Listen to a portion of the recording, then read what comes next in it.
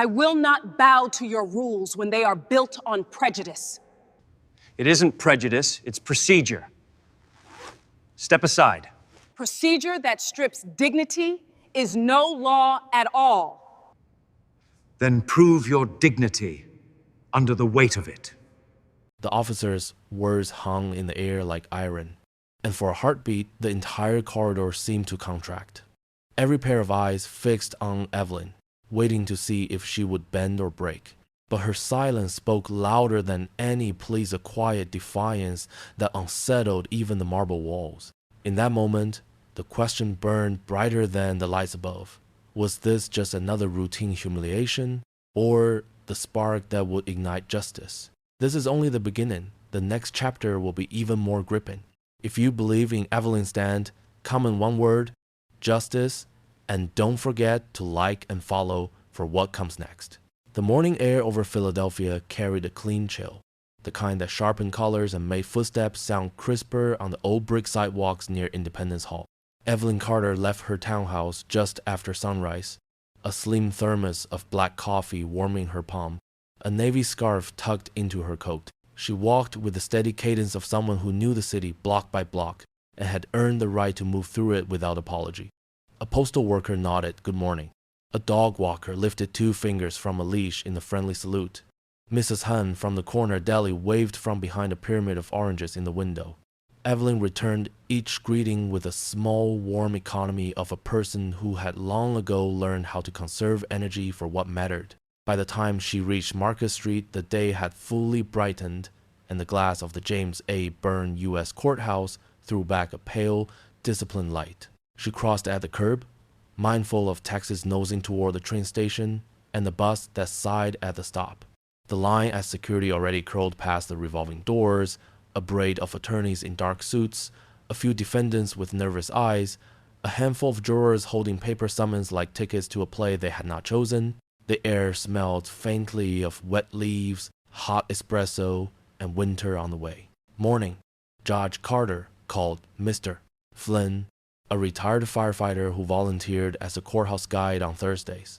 His wool cap sat crooked over white hair and good intentions. "Morning, Mr. Flynn," she answered. Voice even and friendly, as if tone could steady the day before.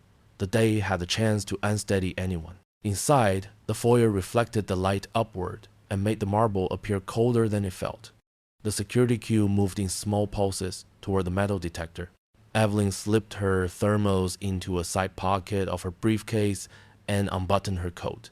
Ahead of her, a public defender patted pockets for a missing phone while a young mother juggled a stroller and a bottle. This, too, was part of the country's ritual, the little manners people showed each other on their way to larger arguments. Deputy Frank Wallace watched from his station as if he were perched on a bluff and the rest of them were moving across a field. He had the closed face of a man who liked procedures, because procedures let him choose who to burden.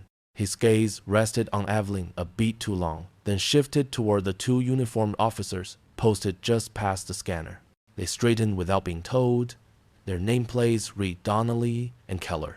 One was thick through the shoulders and played at a smile. The other had a cool, withholding stare that preferred to be mistaken for professionalism. When it was her turn, Evelyn set her briefcase on the conveyor belt and stepped through the archway. The machine emitted its patient, familiar tone, under wire.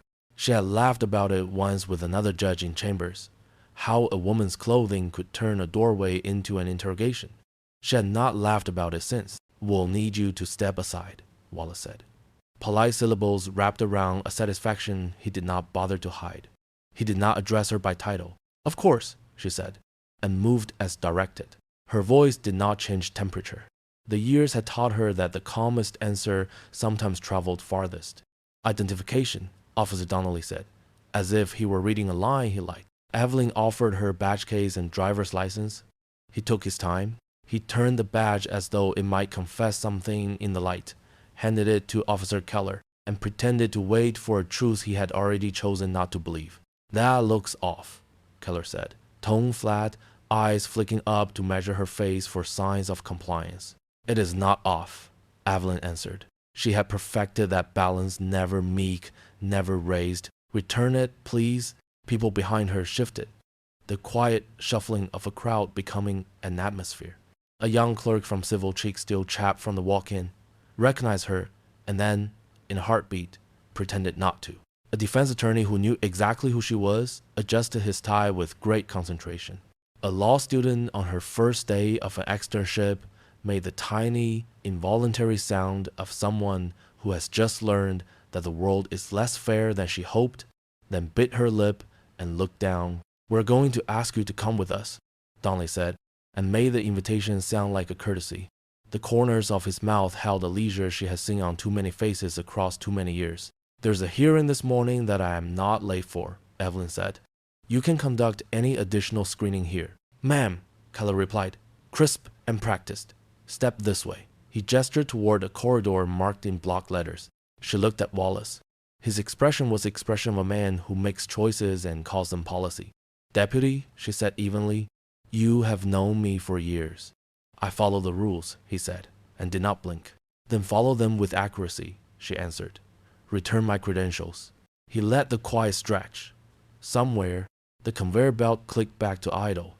The undercurrent of the lobby heels on stone, the soft scuff of rubber soles, a cough, a zipper went on keeping its own counsel. Donnelly shifted closer, an inch of proximity that tried to be a message.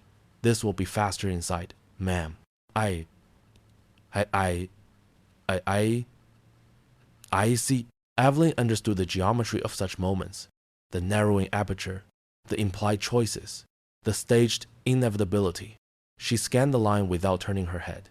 The postal worker from earlier had come in and stood near the door, squinting as if distance might be a form of help. The public defender, who knew the rules and the exceptions to the rules, lifted his eyes and then, carefully, lifted them away. The law student's mouth had set. Somewhere in her future, this morning would have a chapter. "Return my credentials," Evelyn repeated, still calm, still public, allowing the words to find the people who needed to hear them. Keller handed the badge back but kept the driver's license. "Inside," he said, "we will sort it out." "You will sort out what was never unsorted," Evelyn said, and reached for her briefcase, not asking permission to touch what was hers. She picked it up, slid the badge case into the inner pocket of her coat, and faced the corridor. The hallway to the side door ran narrower and dimmer than the foyer, a strip of fluorescent light pressing itself across the floor. Evelyn walked without hurry. Donnelly fell in beside her with a carefully casual stance. Keller moved just behind, close enough to be felt without being seen. Wallace remained at his station, the satisfied watcher of a process doing what he expected it to do. At the threshold, she paused. A maintenance cart stood off to one side. 2 paper coffee cups sweat onto a ledger near the scanner. The air was cooler here, as if the building had designed its own weather. She adjusted her scarf with a small, precise motion and breathed once as if storing the oxygen for later. "Ma'am," Keller said again. A third time, the syllable shaped to discourage names and histories. "I hear you," she answered. The door itself had been painted a responsible beige. A small sign announced that access was restricted to personnel. The font was the kind of font that believed fonts could explain the world. From the main lobby came the murmur of the public day ramping up, elevators opening and closing, a child complaining softly about a long wait, someone laughing carefully at something not quite funny.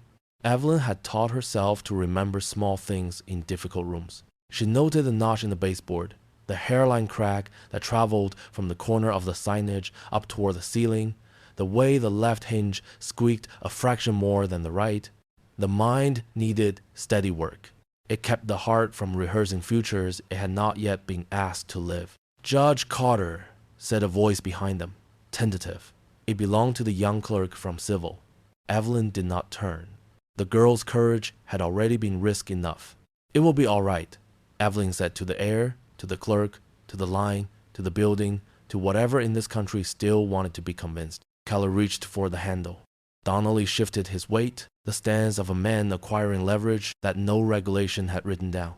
The metal was cool. The corridor held its breath. The door marked personnel only slammed shut, and Evelyn was pulled inside, leaving behind a dozen stunned faces and no one willing to intervene. The room smelled of stale coffee and disinfectant. A chill tucked under the hum of fluorescent light that made skin look sallow and everything else too sharp. The door locked behind her with a tired click. A metal chair was bolted to the concrete floor as if expecting confessions no one should have to give. Evelyn let her breath settle. She placed her briefcase on the nearest counter, palms open, posture neutral, the way one offers a conversation to a storm. Donnelly stood in front of her, hands on his belt as if it were a podium. Keller moved behind, the soft scrape of his boot, a metronome with poor manners. Wallace leaned against the door, arms crossed, a small smile parked at the corner of his mouth like a man who had never once hurried to help. The silence gathered thread by thread. Identification, Donnelly said at last, as if the word were a test he enjoyed giving. You have it, Evelyn answered. Return it. And the bronze. Keller turned the license in the light, studied her face, studied the card, studied her face again. Looks fabricated, he said without curiosity. It is not, Evelyn replied. You are holding what it says I am. Donnelly reached for her wrist. Hands behind your back. Ma'am, this can be painless if you cooperate. She moved her arm out of his grasp with the kind of precise economy one learns from years at a bench. You are making an error, she said. Correct it here, in this room, while a correction still belongs to you.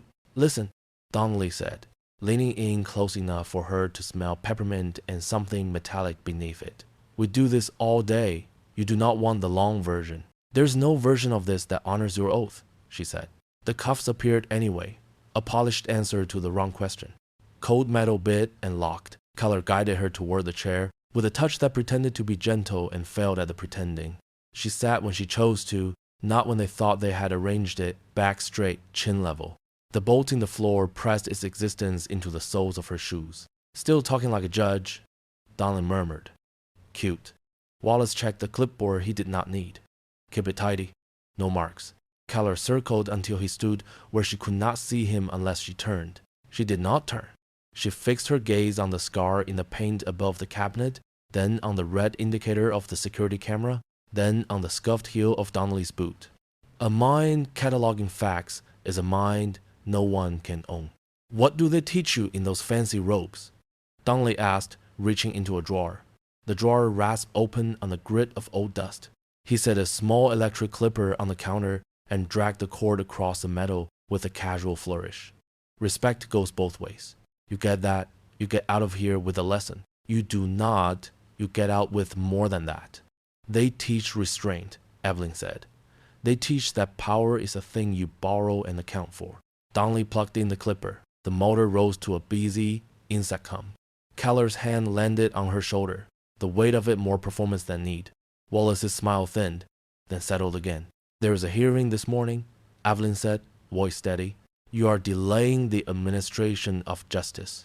Justice, Donnelly repeated, tasting the word as if it were foreign candy. He lifted the clipper and held it an inch from her temple. You want to beg. Beg now. Might make this neat. I have nothing to beg for, she said. The first pass was deliberate. A crude path cut without skill. Hair fell against her cheek and slid to the floor in a soft, traitorous hush. Keller's grip tightened. Donnelly worked without craft, leaving patches and tufts like a vandal signing his name. He leaned back now and then to admire the mess he was making. A boy at a sandcastle with a boot. The humming changed pitch. Locks gathered around the chair legs like small, dark tides. Keller lifted his phone, angling for a shot. Smile, he said. Put that away. Wallace muttered. Not moving. No records. Relax, Keller said. Housekeeping only. How you? Evelyn anchored herself to small anchors. The seam inside her sleeve. The rhythm of her breath, in and out. Regular as tides. The number of ceiling tiles. Counted without looking, because a mind can count two things at once, pain and truth. She fixed on the sound of her own calm, let it fill the space between their noise and her name. She remembered a summer clerkship long ago when the older judge had said, "This country does not always behave, but give it a chance and it will try." She heard the sentence again and followed it with facts, a promise, and a warning shelved together. Starting to look like somebody learned something, Donnelly said, sweeping clippings off her shoulder with the back of his hand, the touch intentionally rough, the the gesture primed to demean. What I have learned, she said, is that arrogance shortens memory. You will walk out of here quiet, Keller said. I will walk out of here as I walked in, Evelyn answered, upright. Donnelly made a final jagged pass. The buzz cut out. Sudden quiet ballooned and pressed against the walls. Keller's hand lifted. Air returned to the back of her neck with a shock of cold. On the floor, a constellation of hair lay where it had no business lying. She looked at none of it. Donnelly stepped away, studied his work, grinned. Courthouse chic, he said. Might want a hat. Wallace pushed off the door at last. Enough, he said. The single word, a valve turned half shut. Get her out. Keller removed the cuffs with a flourish meant to sting. Not the wrists, but the part of a person that resents spectacle. Metal unclasped with a neat mechanical sigh. Donnelly bent, picked up her badge case from the counter, and tossed it to the floor at her feet so it clattered across the concrete and settled crooked amid the fallen hair. You can tell your friends, he said, that rules still mean something. They do, she said. That is why this will not stand. There's a free old leader. She rose without wobble, reached down, and retrieved the badge case with care, as if one always handles the truth, as if it might bruise. She did not brush the hair from her coat. She lifted her briefcase from the counter. She did not ask permission to leave. She waited instead for the moment to settle, for each man to hear in the quiet what he had made of himself. Keller opened the door. The hinge squeaked a fraction. The same corridor stretched ahead, the fluorescent bar throwing its hard stripe on the tile. Beyond that, somewhere just around the bend, a lobby full of people and voices trained to weigh what they saw against what they were told. Donnelly gestured with 2 fingers. Theater more than guidance. After you, Evelyn stepped forward. The cool air from the hall reached her first. A pale ribbon. She thought of her mother's voice on a Sunday morning, of her father's calm hand at a traffic stop when she was a girl, of a professor who once told her that dignity is a choice you keep making until others have no choice but to see it. She thought of the hearing clock already ticking in the courtroom where patience kept its own calendar. She thought of the word witness, and what it costs, and what it buys. They flanked her again in the hallway. A practiced geometry. Wallace stayed behind in the room, counting invisible points for an invisible game. Keller's radio hissed softly, then fell silent. The maintenance cart had not moved. The small crack in the pane above the sign still traced its thin, stubborn path. They reached the turn. Sound from the lobby rose like weather. A cough, a zipper rasp, a quick laugh, shoe leather on stone. The light from the high windows found the corridor and laid itself down. Evelyn squared her shoulders the way she had before each impossible day that had turned out to be merely hard. She crossed the threshold. She did not look down. She did not lift a hand to her scalp. She walked with the same measured gaze she had brought into the building because that was hers to keep. She was pushed into the hallway, her hair ragged, and she had to walk past the crowd whispering in astonishment. The whispers that had gathered in the hallway rolled inward and unfurled across the gallery like surf. A low rush of breath that met the tall windows and came back in echoes under the carved ceiling. Noonlight sharpened the grain of the wooden benches and turned dust into a slow snowfall. Cameras lined the rear rail, red tally lamps asleep but ready. Pens hovered above notepads. A dozen microphones on skinny stands leaned toward the well of the court as if language itself were an official participant. In the juror's box, empty for the pretrial hearing, sunlight pooled in soft squares. The seal above the bench watched with its permanent, inscrutable patience. The clerk, a young man with a careful tie and a paper-dry voice, stood. United States District Court is now in session. He announced, each syllable even and deliberate, like stones laid in the path. All rise. Chairs whispered back. Coats creaked. Reporters straightened. And the soft choreography of standing spread from the first row to the last. The side door opened. She entered.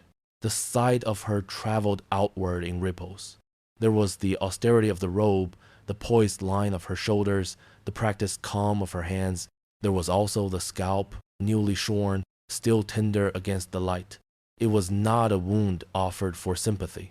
It was a fact carried in like any other exhibit. Evelyn Carter crossed the floor with the unhurried grace of someone who knew gravity by its first name.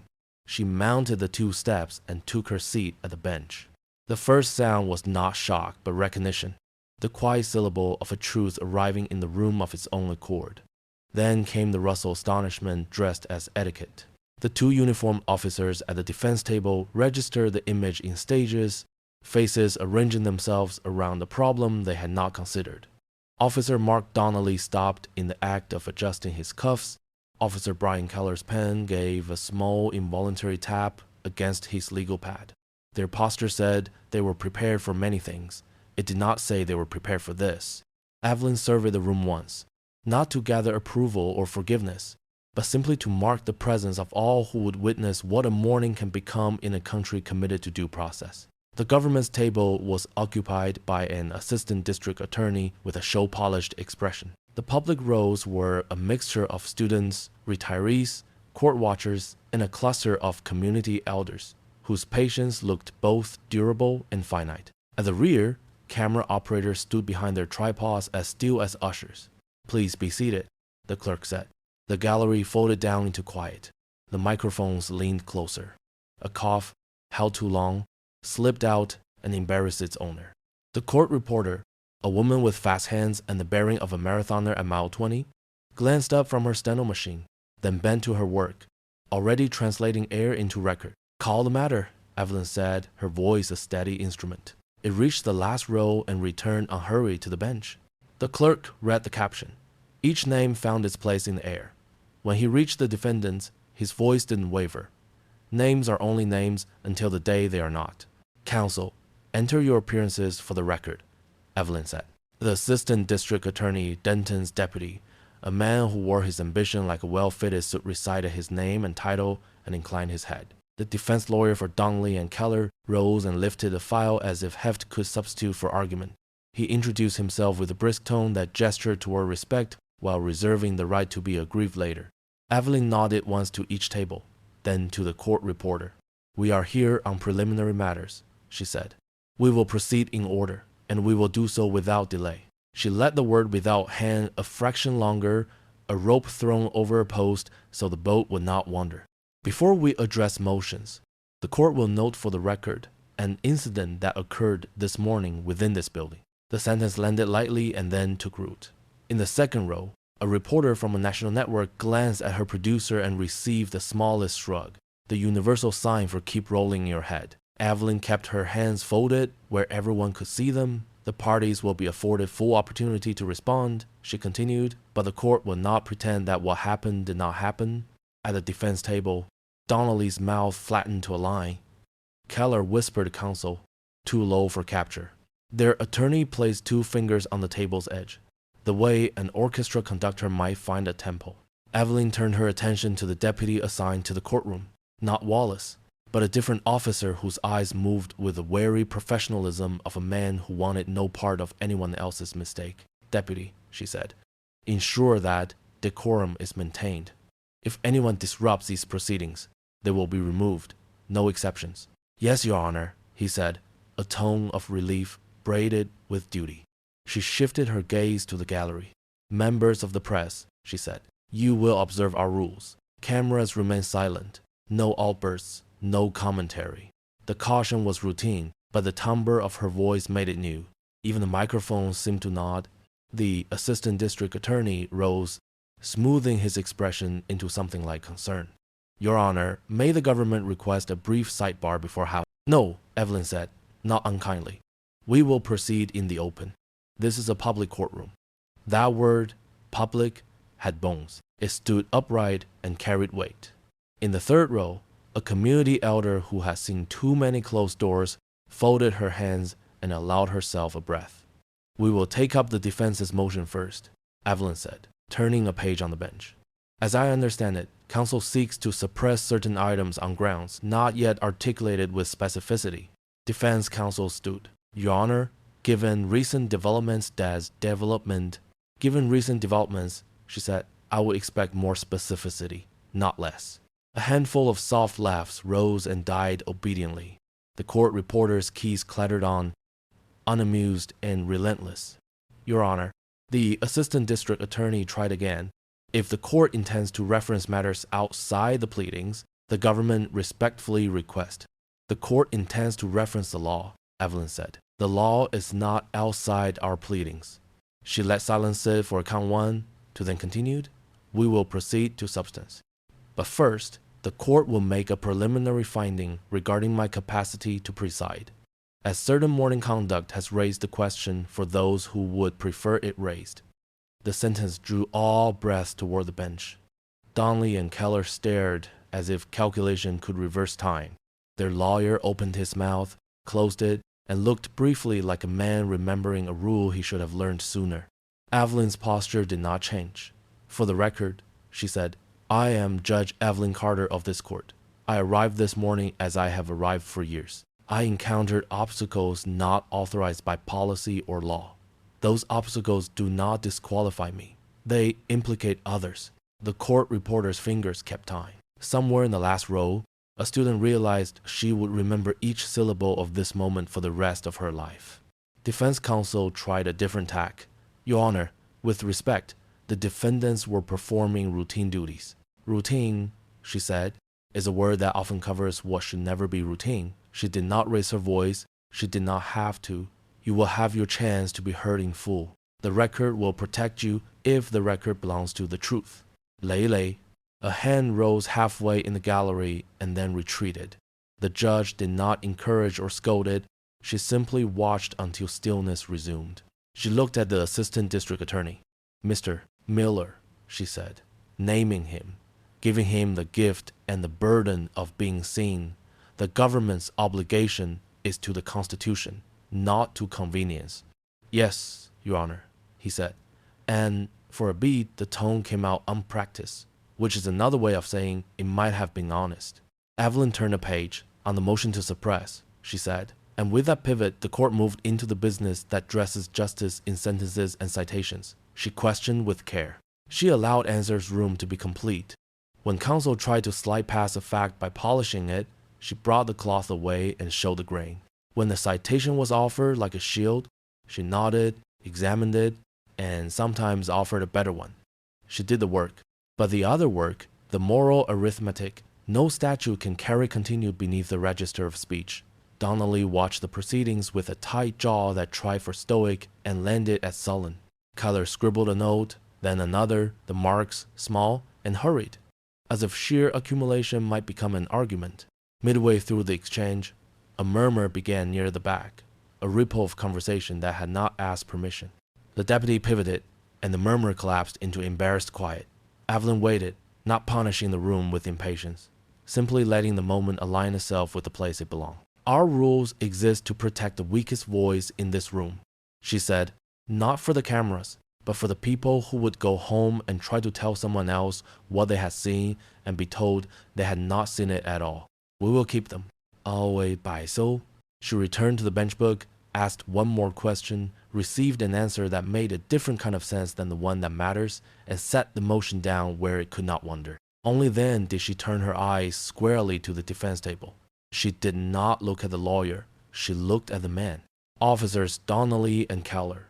She said, each name living its entire life in the space of her breath. This court recognizes you as defendants and as officers of the law. Those roles are not mutually exclusive. They are, in fact, a cause for greater care. Donnelly's bravado thinned by a shade. Keller arranged his features into a blank he had learned as a younger man and practiced when no one required anything else of him. You will be heard, she said. You will be afforded every protection our system offers. And you will also answer to the facts. That is how justice is made, not by hiding what offends us, but by bringing it into light and letting it look like itself. The court reporter's machine clicked a little faster, as if grateful to be given something sturdy to carry. In the press row, a producer wrote the word light and underlined it twice, then crossed out the second underline because one felt sufficient. For a thin, human instant, silence behaved like grace. The room remembered why it existed. Even those who had come to win forgot the posture of victory and sat very briefly in the posture of attention. Evelyn reached for the gavel and laid her fingers on the worn handle as if greeting an old friend. In the first row, a woman clasped a rosary in a quiet, private motion and then folded it again into her palm. The deputy scanned the aisles, his expression neutral and alert. The seal above the bench kept watching, unhelpful and eternal. The officers saw what she held. They saw who held it. The map in their minds rearranged without their consent. What had been a hallway victory shrank into a hallway memory. Their faces told the story before any transcript could. Confidence exiting like a tide, color draining, the body remembering its own weight. She did not savor any of it. She did not need to. She had long ago learned that vindication tastes like work. She lifted the gavel. The grain of the wood caught a line of noonlight and held it. "Court," she said, and the single word threaded the room together, from microphone foam to marble plinth, from reporter's pen to juror's empty chair. She brought the gavel down once, clear and measured, and the sound made an honest shape in the air. Evelyn struck the gavel. "Let us begin. Justice will not be hidden today." 好在 Independence Mall breathed like a living thing that afternoon. The long opening its ribs to the sky while two crowds faced each other across a cordon of blue tape and patient steel barricades. On one side, homemade signs rose from mittened hands. "Justice for Evelyn. Let the sun in. The law belongs to all of us." On the other, store-bought banners and crisp flags pressed forward. "Back the blue, order first, respect the badge." The air tasted of late autumn wind and cardboard ink. A drummer kept an off-kilter beat that made the nerves flicker, while a brass whistle punctured the rhythm like a goal. Television vans idled with their masks extended, and the statue of a founder regarded the whole scene with bronze indifference. Police officers stood in their fluorescent vests, a human zipper holding the two sides from snagging. The sun leaned west, bringing a colder shine. Evelyn arrived with her coat drawn close and her scarf tucked flat. No robe now, only the plain armor of a citizen. Some people recognized her and did not believe their eyes. Others believed them and raised their signs higher. A woman in a knit cap pressed a hand to her heart. A man in a carpenter's jacket lifted his chin as if he could hold the sky a little steadier.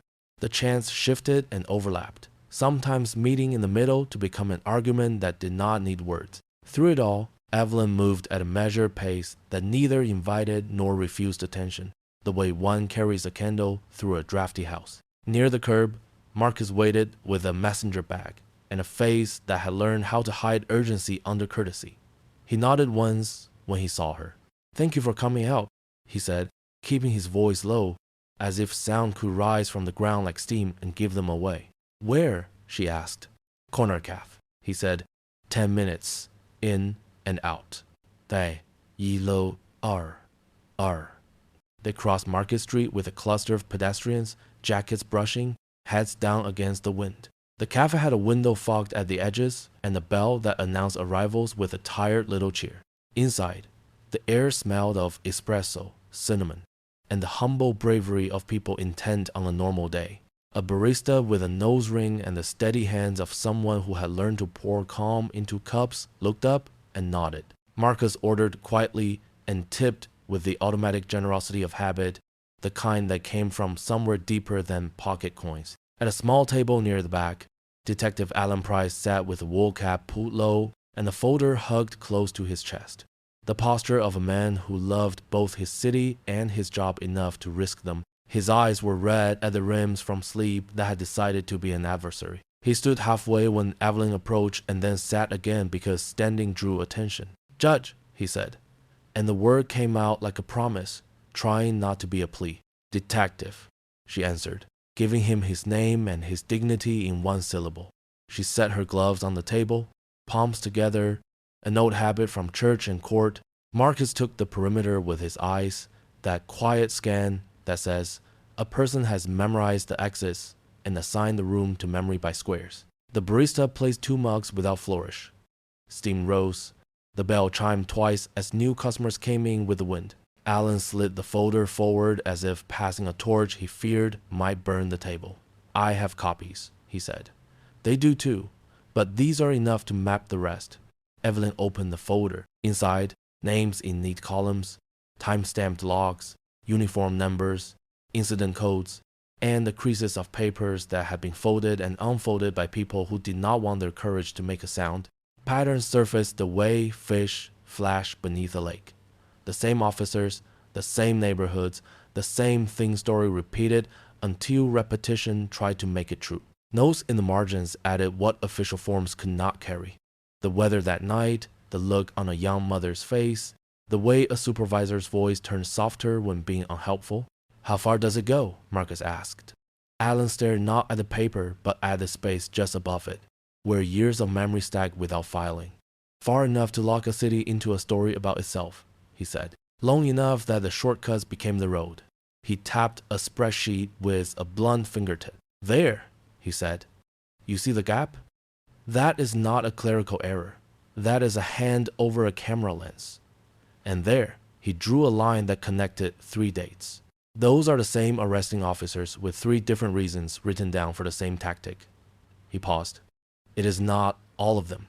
It is not even most, but it is the small rod that teaches the larger wood what to be. A shout from outside punctuated the room. The barista turned up the radio a notch, not to drown anything out, but to put another layer of ordinary between them and the noise. A woman at the window lifted her phone and filmed through the glass without moving her hands. You are taking a risk, Evelyn said. Not accusing, not praising, just naming the shape of the air. Alan winced with a small involuntary honesty. So are you, he said, but yours looks better on television. The lights there. Marcus slid a napkin toward him and then, because it felt too much like apology, slid one back for himself. We will secure digital copies immediately, he said. Redundant backups. He outlined, without flourish, a plan. Encrypted drives, a cloud account under a benign alias, a courier drop that would seem like errands. The words were simple. Their arrangement made a shelter. Any connection to Whitaker? Evelyn asked. Still turning pages, still letting her eyes do the slow work. Anything that proves a hand above the hand? Alan shook his head. Proof, he said, tasting the word like it might have expired. No. Indicators, yes. Appointments made and unmade. Complaints redirected. Language that came down from somewhere and made its way into memos like a fog. Fog can be recognized, she said. Even when you cannot hold it, you can say where it makes the road wet. The bell rang again. A man in a city maintenance jacket came in, stomped snow that was not snow from his boots, and grinned at the barista like he had not slept well but had decided to be kind anyway. Alan reached for his cap, then left it where it was. The hands of the wall clock moved with exaggerated dignity. A couple at the corner table argued in voices that loved each other. Evelyn closed the folder after another measured minute. Thank you, she said. You have done what the job asked of you before anyone remembered to ask? Alan shifted, the relief and the fear trading places. They will find out, he said. They are already pulling threads. I can hear the tone in the hallways change. It is like weather. People begin to say afternoon when it is still morning because they want the day over. Stay visible, she said. People are safer when the light can find them quickly. He smiled without humor. Light is what made this mess look like a mess, he said. I suppose it can do its other work too. Marcus looked at his watch out of habit and then corrected himself, naming the time in his head in words, because he too had learned the old-fashioned courtesies that make machines understand us. He drained his cup. The tip was already in the jar, a folded bill tucked between 2 others. Gratitude paying for air and chairs and a place for people to keep their courage without spilling it. They left with a folder divided between them in duplicate envelopes. Outside, the cold had cut sharper. Protest chants lifted and fell. A harmonica tried for a hymn and landed on something older than hymns. They walked along a side street lined with loading docks and brick that remembered fires older than anyone alive. A bicyclist rang a bell twice and weaved around them. By early evening, the sky had the color of pencil lead and the wind had new teeth. The protests had thinned to pockets, the cameras had followed lights elsewhere, and a kind of exhausted decency returned to the sidewalks. Marcus drove, and they took a circuitous route that would have puzzled anyone who equated straight lines with efficiency.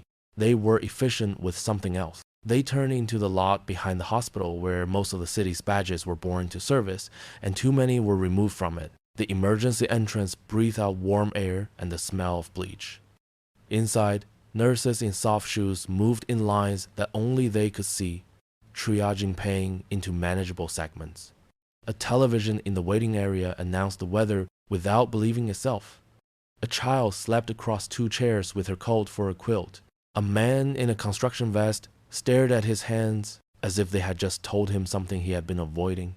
Alan had not answered his phone for a while. When they asked at the desk, the clerk became careful. Then a doctor with a weary grace found them and spoke in the language of medicine translated for civilians. Bruises, he said. Ribs, likely hairline, we will confirm. A concussion, mild but not to be ignored. No internal bleeding detected. He will hurt when he breathes for a few days, which is the body's way of insisting on respect. They stood at the foot of the bed. Alan's face was the kind that swells in even light, the common moon of battery. He opened one eye, then 2, and found them. I told you, he said, and the voice came out like gravel with a good memory. They pay attention to the wrong things with the right resources. You are here, Evelyn said. It was a fact. It was also a victory. He nodded once and regretted it. The backups, he said. Done, Marcus answered. You ever seen a choir sing the same note into a recorder to make sure the pitch holds? That is what we did. Alan brushed a hand against the blanket, found the call button, and put it back down as if the act itself had fixed something. A man in the parking garage asked me for a light, he said. Imagine that. He had a lighter in his pocket. You will file, Evelyn said. He smiled again, the kind that had to climb uphill. I will file what the forms know how to hold, he said, and I will say the rest out loud when asked. They left him with a promise to return in the morning, which looked further away than it was because the night had decided to be long. In the hall, a volunteer in a knitted vest offered them tiny paper cups of water with the solemnity of communion. They drank. Outside, the wind had turned the parking lot into a sheet of minor difficulties. The city moved around them with its usual contradictions. Kind and careless, brutal and capable of almost impossible mercy. The courthouse would open again after the dark did what it does, and the traffic lights made their slow passages through red and green and yellow. Somewhere, a young attorney would read notes until her eyes blurred, and somewhere else, a mother would make sandwiches for the next day with a tenderness that could have been a policy if anyone had written it down. The lights on the hospital's facade flickered once and then steadied, because even buildings lose their nerve and then remember. Evelyn and Marcus reached the car, the doors clicked open, that friendly little sound, and the interior light came on with all its usual innocence. Marcus started the engine and waited for the heater to decide whom it served. Across the lot, a cruiser sat with its headlights off and its engine on, a faint rattle beneath the wind. The driver's silhouette was a geometry lesson, angles and a cap brim. They pulled out, slow, respectful of the painted arrows no one reads. The cruiser waited a breath, then drifted free of its space and slid into the lane with the casual patience of a vehicle that has all night. They turned right, it turned right. They took the next left, and it discovered a reason to do the same. Evelyn set her gaze on the side mirror, then on the windshield, then on the mirror again. She listened to the heater clear its throat and then commit. She watched the hospital shrink and the streetlights make their steady promises, one pool of ember after another. When Evelyn left the hospital, a police car followed her in silence. Night settled over Rittenhouse Square like a soft coat, the park lamps spreading their circles of honey light across bare branches and benches that remembered warmer evenings. Inside the apartment, the quiet had a faithful wait. The kitchen clock clicked with the patient certainty of an old friend.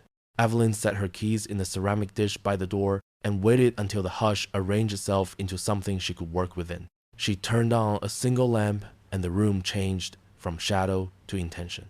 On the table lay an envelope, thick enough to be ordinary and just thin enough to lie about it. She ran a finger beneath the flap and drew out a small drive the color of storm water. It looked like nothing, which is what dangerous things often look like when they're in the right hands. The trailing quiet of the hospital still rolled her shoulders. She could feel the residue of fluorescent light, the smell of antiseptic, the memory of Alan's face, and the doctor's careful words about ribs that wanted respect. On a notepad by the phone, she wrote the date in full and the time in words, because precision was also a kind of prayer.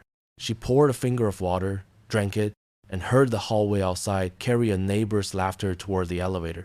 Somewhere in the square, a dog barked twice and gave up the argument. The city sighed. She turned to the work. The apartment study was a narrow room lined with case reporters and the photographs of places the law had decided to be brave. A schoolhouse door, a bus seat by a window, a courthouse step where a woman once stood and did not step back. She powered on the laptop, she kept off the network, a habit learned before habits were called protocols. The old machine hummed itself awake. She slid the drive into the port and waited for the quiet jump of recognition. A directory bloomed, clinical as a hospital chart. Folders labeled by date and hour spelled in full words, a clerk's handwriting translated into pixels. There was a soft knock at the door, the kind a friend uses in the building that has taught everyone to be cautious. Evelyn crossed the room and checked the peephole. Lydia Cruz stood in the hall, her mouth set in a stubborn line that fear could not erase. Evelyn opened the door and stepped aside. "Thank you for coming," she said. "Thank you for letting me in," Lydia answered. Her coat was too light for the weather, which said something about the speed with which she had left wherever she had been. She clutched the tote bag as if it contained something fragile. In the living room, she looked at the photographs on the shelves and then looked away, as if she were embarrassed to be in the room where so much stubborn history had been invited to sit down. Marcus arrived moments later, letting himself in with a quiet hello that brought the air another notch closer to steady. He placed 2 external drives on the table and the spiral notebook he would not need, the theater of preparedness covering the many rehearsals beneath it. He shrugged off his coat and folded it neatly over a chair, because order matters when chaos thinks it has a day. "Tea?" Evelyn asked. "Please," Lydia said, the word smaller than her usual voice. She took a place at the table and kept the tote bag in her lap like an anchor. When the cup arrived, steam rising, she wrapped both hands around it and did not drink it. Marcus sat opposite her, positioning himself so that he could watch both the door and the desk without making either watchful posture obvious. "You are safe here," he said, and made the sentence plain enough not to sound like a line from a brochure. Lydia took a breath. "They told me to turn in my badge before lunch," she said. "No explanation. I was asked to leave. A deputy walked me out.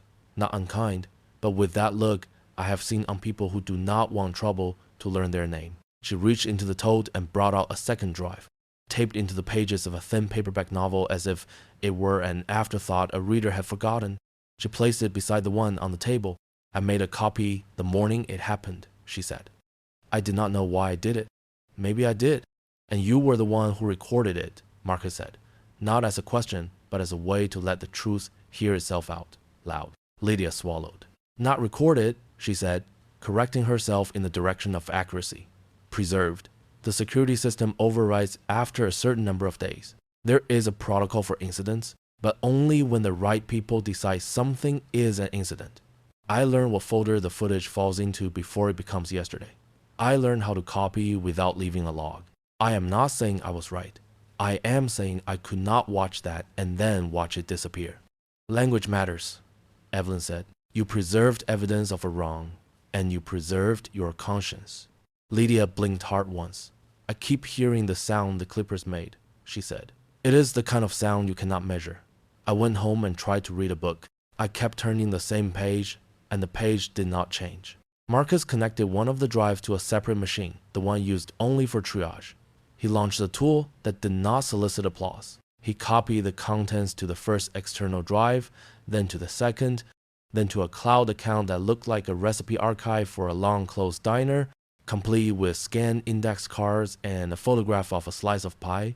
While the progress bars moved like careful trains, he wrote down the hashes in his notebook in words rather than numerals, the old-school redundancy of ink backing up the confidence of code. "Backups," he said, "and backups for the backups. The more places the truth lives, the harder it is to evict." Evelyn returned to the laptop on the desk and opened the first file. The feed populated the screen in a grid. Hallway, checkpoint, the small room that thought it was allowed to be private. No sound, only the busy silence of fluorescent light and the choreography of human bodies when they think no one will witness them later. She scrolled to the time written on the envelope in her hand. spelled in her own neat script. She clicked play. They watched the day assemble itself again. They watched the impatient erosion of civility, the way a gesture grows blunt when the person making it believes he is not responsible for edges. They watched a woman holding still on purpose. They watched hands do what they could never justify in sentences except to those who had already agreed to be convinced. Hair fell in small feathered arcs. The lens did not blink, because machines do not try to make suffering easier to see. When it ended, the room was completely still. Lydia spoke first. "When I saw you afterward," she said, "walking down the hall, I could not move. I wanted to say something. I did not." She looked at the floor. "I'm saying it now. Sometimes later is the only time we are given," Evelyn said. Her voice did not try to be gentle, and it did not need to. "You did the right thing. It will help others do the right thing." Marcus checked the transfers again and labeled each drive with a piece of blue painter's tape and a blocky, clear hand. He placed one in the fireproof pouch, one in the padded mailer addressed to a friend in another state who owed him a favor and did not ask why. He slid the third into the false bottom of a banker's box labeled with harmless year names and the word receipts. He moved like a person packing parachutes. "How close does this take us to the top?" he asked, eyes on Evelyn. "Closer," she said. "Not close enough to satisfy anyone who wants a signed confession from a cloud, but closer in the way that lets sunlight find corners. The pattern matters. The audacity matters. And what it did to a courtroom matters, because a courtroom belongs to everyone." Lydia's phone buzzed. She flinched. She flipped it face down on the table and then, as if defiance were a muscle she was relearning how to use, flipped it back. "My mother keeps asking if she should come stay with me," she said. "I keep telling her no, because I am trying to prove something to myself that I am not sure needs proving." "Let her bring soup," Evelyn said. "Let her fuss. Courage that accepts help travels farther." A draft threaded the living room. The heat clicked on, a reliable sound. Outside, a couple walked by with their dog, and the dog announced its opinion to the hedges. From upstairs came the muffled sound of a television, someone laughing at a joke a sitcom had made for years. Ordinary life continued, which is one of the bravest things it does. There was work left to do. Evelyn wrote a short statement in longhand, words chosen with the caution of someone placing stones across a swift stream. She read it aloud and listened for any stray vanity trying to sneak in disguised as strength. There was none. Marcus prepared a media plan that looked less like a plan and more like a choreography of fairness. Outlets called in a rotation that honored neighborhoods and not just ratings. A release timed to the opening of court so that spectacle could not outrun procedure. A distribution to community groups who would watch in church basements and union halls, and not only on glowing walls in Midtown studios. Lydia wrote down the names of people she trusted, then crossed out one, then added another, building her own small net. They paused for dinner without leaving the work. Bowls of pasta dressed in olive oil and garlic and a little lemon. The kind of food that nourishes without celebrating. Marcus poured a modest glass of red wine and then decided the night did not want wine and switched to water. They talked about nothing for 3 minutes as a way of teaching their lungs to keep a steady tempo. Then they returned to the desk. Evelyn watched the video twice more, not to punish herself, not to harden herself, but to make sure the worst would not surprise her when it appeared before others. Each time, the same image carried new information. The way the cord on the clippers lifted and fell like a breathing thing, the angle of Keller's shoulders as he looked for the camera without admitting he was looking, the minuscule tilt in Wallace's posture that had nothing to do with his back and everything to do with his certainty. She felt the old discipline settle into his familiar chair, the one that reminds a person she is equal to the task assigned by the day, even when the day struggles to be fair. When her eyes stung, she stood and walked to the window. Rittenhouse Square held its light like a kept promise. The park had seen court victories toasted on benches and heartbreaks outlived by trees. It would watch this, too, and keep standing. She remembered lines from a lecture long ago, that justice is a public act conducted with private courage, and that the longest work in the republic is not winning, but maintaining the space in which truth can stand without an escort. The clock in the kitchen stepped forward. They assembled press packets with printed statements and hash values in plain language. Because plain language breeds trust, they drafted a short note to the clerk of court to be filed the next morning when the building opened its doors and asked the city to behave. Marcus checked the door chain and the window locks, not because he expected trouble at that hour, but because caution, like kindness, is a habit worth repeating even when it is not strictly necessary. When the work had reached the place where more would be wasted, they allowed the night to be night. Lydia stood to go and hesitated. They will say I betrayed the office, she said. They will say many things, Evelyn answered. But the people who needed you will say your name with gratitude you may never hear. Lydia nodded once and tucked the paper bag with its now empty cavity back into her bag as a talisman against doubt. Marcus walked her to the elevator and waited until the doors closed. He returned with that small look people wear when they have escorted someone to a threshold and remembered an older threshold they crossed themselves. Evelyn sat again at the table. The drives were labeled, the envelopes sealed, the statement folded into its own certainty. She pulled the laptop closer, opened the blank document, and wrote a single sentence at the top. Tomorrow morning, the nation will see. She did not add anything else. She did not need to. The sentence held exactly the weight intended. Her phone, face down beside the notepad, vibrated against the wood with a small insect insistence. She turned it over. An unknown number. The text preview sat on the lock screen, short, simple, sure of its own importance, the way cowards often are. The phone chimed, and an anonymous text appeared. If you release the footage, no one will protect you. By Cuddy. By morning, the courthouse had the look of a ship about to sail. Lines formed early, anchors lifted in the minds of the people who had shown up to see whether the country would keep its word to itself. Reporters clustered along the steps with their soft-shouldered bags and their practiced patience, the kind born of long winters and longer hearings. Vans idled at the curb, antennas awake like reeds. Inside, security moved more briskly than the day before, a choreography tightened by scrutiny. The lobby held its breath, and then remembered to exhale. The clerk unlocked the courtroom doors, and the room filled in quiet layers community elders with folded hands, young students in thrifted blazers, church mothers with pocket notebooks, former defendants who had learned how to carry composure like a shield, and neighbors who believed that being present is one of the ways a citizen tells the truth. When Evelyn entered, she did not hurry. The robe moved with her, the way garments remember their wearer. The courtroom rose, a tide coming to attention. She took the bench, the familiar wood steady beneath her palm, the grain catching light like a held note. Beside the rail, a thin screen in a rolling frame waited under a cover, a modest shape that did not yet announce the weight it carried. At counsel table, the assistant district attorney sat with a steno pad he would barely touch, and the defense lawyer for Donnelly and Keller adjusted files in an order that made no discernible sense because his thoughts were elsewhere. The two officers kept their faces trained on everything but the bench. They had learned, in the short hard span of the previous day, the cost of looking directly at a thing that will not flinch. "Good morning," Evelyn said. She did not amplify her voice with impatience or ceremony. It filled the room anyway. "We will proceed." The clerk called the case.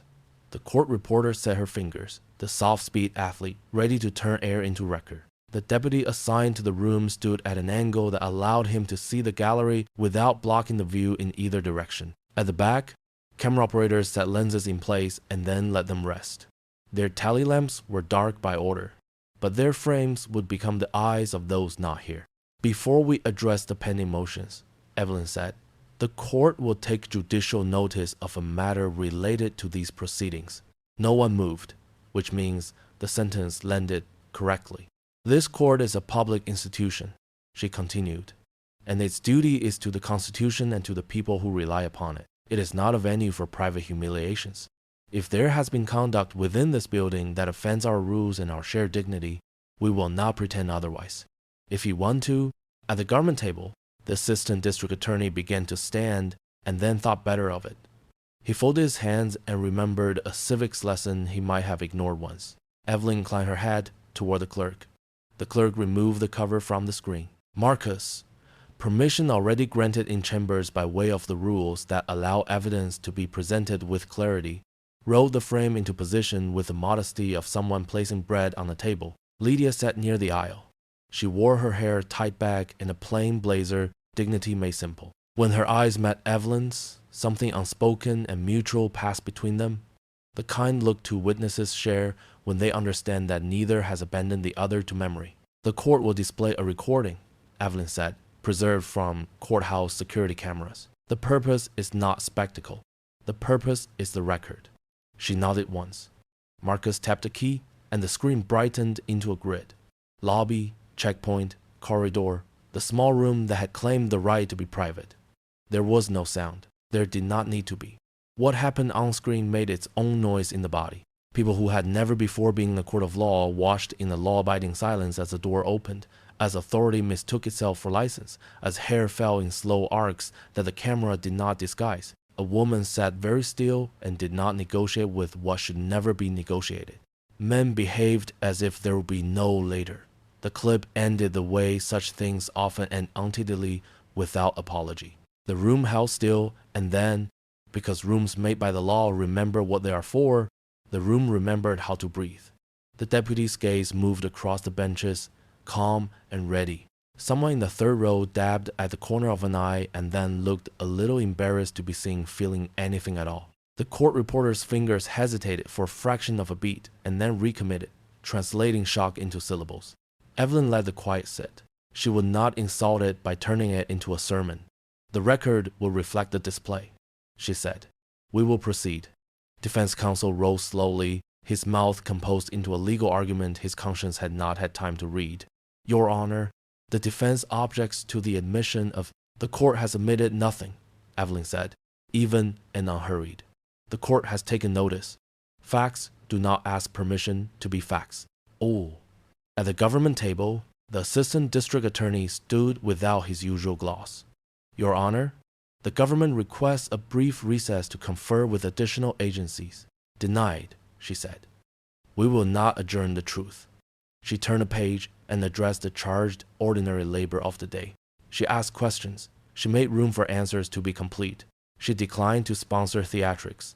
She clipped nothing. When counsel misused a precedent, she corrected him by pairing case names with outcomes, the calm grammar of accountability. When anyone attempted to turn the morning into a referendum on her existence, she returned them to the question at hand, which is how republics survive mornings at all. In the reserved row near the back, Alan Price sat upright with hospital caution, his ribs complaining every time he forgot to show them respect. He had a bandage near his hairline and a patience that did not ask for applause. When the clerk called for a supplemental witness to identify the chain of custody for the recording, Lydia stood.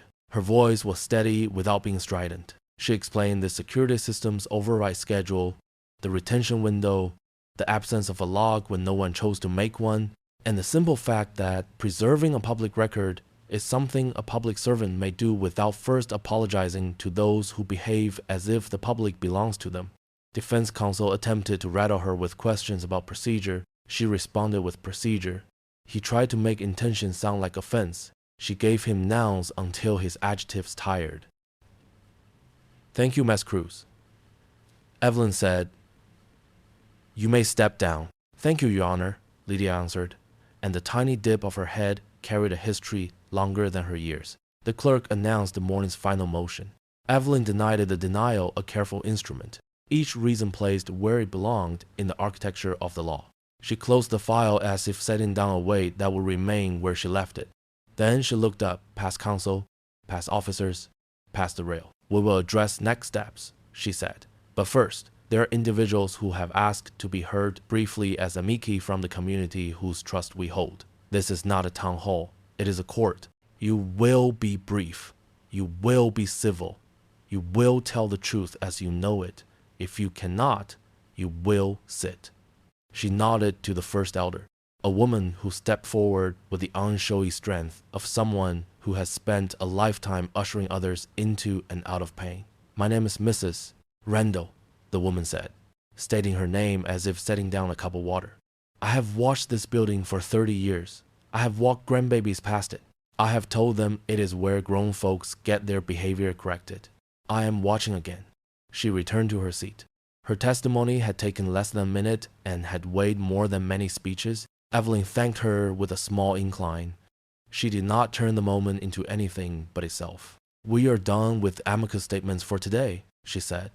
"There will be a time for more. There will be rules." The doors at the rear opened.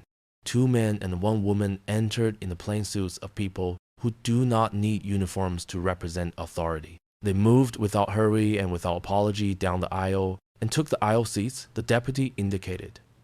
The assistant district attorney saw them and recalibrated his face. Defense counsel saw them and did the same. Even the microphone seemed to become more attentive. "Agents from the Department of Justice and the Federal Bureau of Investigation are present," Evelyn said, as if she were noting whether their attendance has been coordinated with Chambers and the U.S. Attorney's Office. "They are here to announce the scope of an inquiry related to conduct occurring in this courthouse and to associated patterns alleged in filings before this court." While one of the agents stood, her voice had the measured clarity of someone used to explaining gravity without performance. She stated, in words rather than numerals, the statutes implicated. She named, without dramatics, that senior officials in the local justice system would be subject to document preservation orders effective immediately. She explained, with a patient care that never became condescension, what a preservation order meant in practice. That emails, messages, memos, and footage will be retained.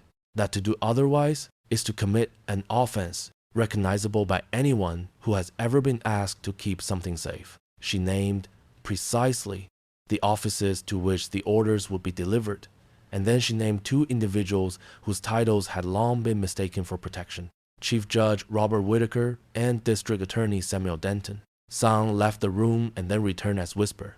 Whitaker, who had taken a seat near the side aisle to cast his shadow without being seen, shifted with the discomfort of someone who has just remembered he is mortal. Denton, more careful in public, blinked once and then not again for a long time, as if he could stop the world by forgetting how eyes work. The court reporter typed on a metronome of truth. "The court will issue a minute order memorializing the agent's appearance," Evelyn said. "Counsel will confer with their offices. No evidence is to be altered or removed. If anyone believes themselves to be confused by the meaning of those words, counsel will educate them." Donnelly's jaw clicked. Keller held still the way an actor holds still when he has decided to stop pretending the scene belongs to him. Their lawyer scribbled a note that added nothing to the history of strategy. Allen, from the back, exhaled in a slow, careful way that kept his ribs from taking offense. In his pocket, a small recorder held a statement he had given the night before. A simple account spoken in the present tense, so that the future would not have to wonder how far back the truth needed to travel to find its feet. The court turned to the practical. Evelyn scheduled deadlines in words, not digits. She set a timetable for filings that honored both urgency and care. The only schedule that produces anything worth reading later. She issued protective orders for witnesses, including Miss Cruz, stating in calm, administrative language that retaliation would be met not with outrage but with consequences. She directed the clerk to distribute copies of the minute orders to press and to community groups who had requested them, because access does not live only on the bright sidewalks of national networks. It also knocks on church doors and union halls and library basements. The morning began to arc toward its close. The room did not unclench yet. That would come later, and only for a while. Evelyn looked out at the faces, a city sampling, the country in miniature, Doubt and Faith sitting politely beside one another, both taking notes. She thought of all the times this building had been asked to be better than the people who staffed it, and all the times it has succeeded, which is how buildings learn to keep standing. "Before we recess," she said, "the court will say one thing plainly." She chose the words with the care a surgeon uses before the first cut. "We are not here to punish a uniform or to excuse a grievance. We are here because the law asks us to look directly at what we wish were not so and to keep looking until our answers are honest. That work will not be rushed and will not be delayed. It will be done." No one applauded. That was good. Courts are not theaters. Though sometimes they try on costumes, the acknowledgement came in a different register. Spines lengthened, pens poised, jaws unclenched, a measurable quarter-inch. The deputy let his shoulders drop an invisible notch. The court reporter looked up, met Evelyn's eyes, and allowed herself the smallest smile. The professional's nod to another professional at the end of a hard passage. Evelyn glanced to her right. Marcus gave the slightest tilt of his head. The releases were staged, the statements queued, the community distribution ready. The video existed now in more places than fear could kick apart. Outside, a crowd gathered with the patience of people who have learned that justice is a daytime thing and a nighttime thing. Chants rose and fell like breathing. She reached for the gavel. For a heartbeat, she remembered the small, ordinary life that waited beyond the marble, the pan she would rinse, the laundry she would fold, the neighbor she would greet in the hallway with a half smile and a kind word.